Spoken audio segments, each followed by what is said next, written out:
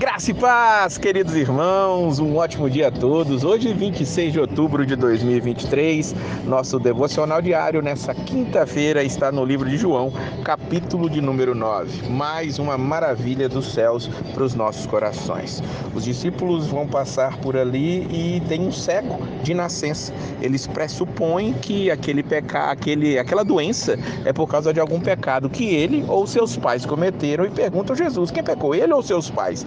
Jesus ele vai dizer para ele que nenhum nem outro, aquilo estava acontecendo para a glória de Deus. Versículo 3, nem ele pecou nem seus pais, isso aconteceu para que nele se manifestassem as obras de Deus. Sim, todo pecado, todo problema, toda dificuldade, toda dor no mundo, todas as doenças são sim consequência do pecado original, o pecado dos primeiros pais. Adão e Eva desobedeceram a Deus e isso trouxe as consequências da morte, e para que a morte chegue, as doenças, os problemas, os cardos, abrolhos, espinhos no mundo, todos eles vieram em consequência do pecado. Mas nem todo pecado, nem toda doença, ela é fruto de um pecado cometido, é algo que vai acontecer com a pessoa, e nesse caso específico aqui, nós vamos ver que era para a glória de Deus. Por quê? Porque Jesus iria curar aquele homem de uma maneira especial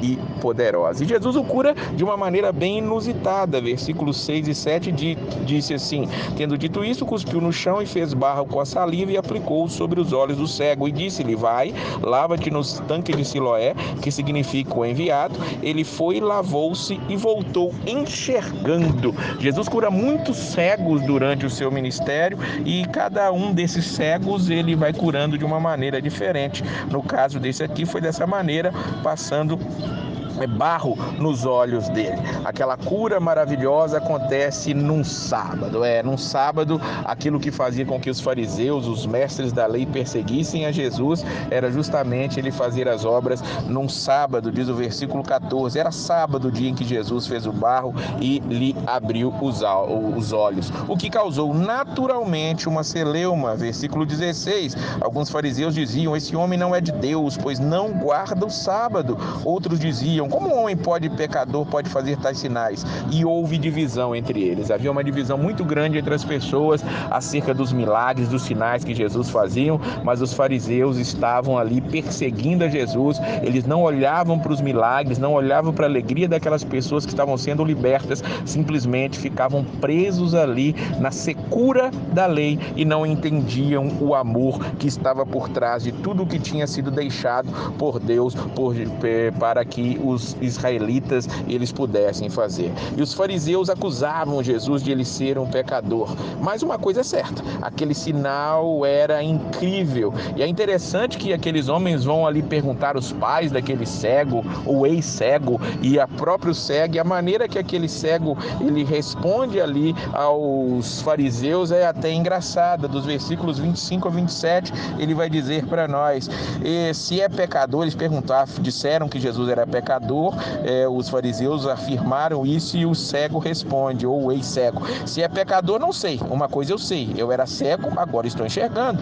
E aí eles perguntam para ele: o que te fez? Como te abriu os olhos? Ele respondeu: já vos disse, mas não quisestes ouvir. Por que então quereis ouvir de novo? Acaso também quereis tornar-vos discípulos dele? Aquilo fez aqueles homens ali ficarem zangados, ficarem nervosos com aquele homem ali. Jesus, mais uma vez, vai se encontrar com aquele homem ali agora, e aquele momento ali vai fazer com que aquele jovem adore a Jesus. Olha o que diz aí dos versículos 35 até o 38.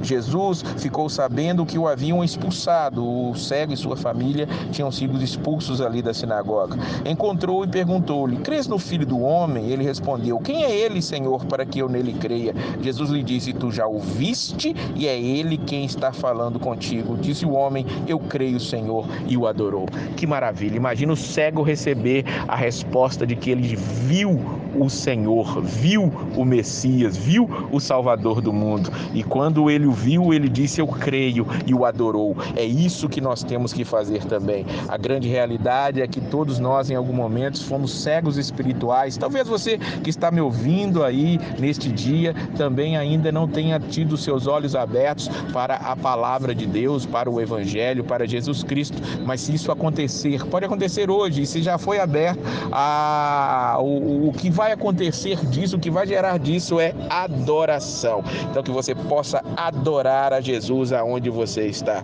E essa é a grande missão, abrir os olhos daqueles que estão cegos. Aqueles que são autossuficientes é que são os verdadeiros cegos. Versículo 39, Jesus então prosseguiu: eu vim a este mundo para julgamento, a fim de que os que